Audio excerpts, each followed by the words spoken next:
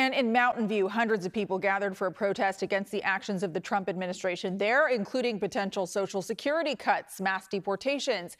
Andrea Nakano talked with a retired judge who was there for the civil rights movement of the 1960s. She says now the stakes are even higher. When he denies due process to everyone, he violates the law. Retired Superior Court Judge LaDoris Cordell spoke in front of hundreds of people. She had one message for her fellow Americans. Today was about not being indifferent and being an activist. And an activist can mean all kinds of things. But in the bottom line, it means being an upstander, standing up, speaking up, lawyering up, ante up, protesting up. For justice and for democracy. Cordell lived through segregation and has been fighting for equal justice for people of color throughout her career. She was the first African-American woman judge in Northern California. In some ways, she sees similarities between the current uprising and the protests across the country in the 60s, but says the stakes are even higher.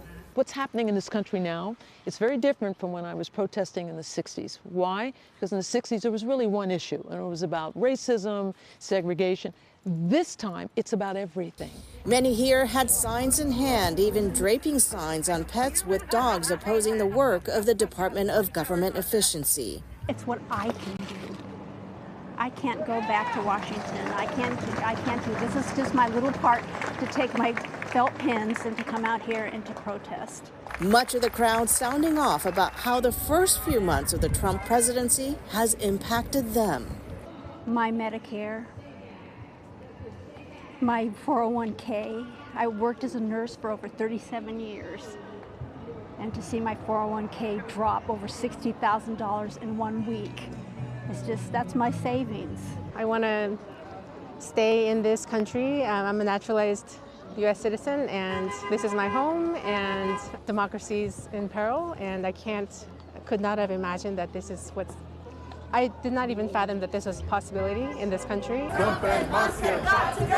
The group then marched down Castro Street, chanting and waving their American flags. Cordell says she was inspired as she looked out into the crowd. I always tell people I'm ever hopeful.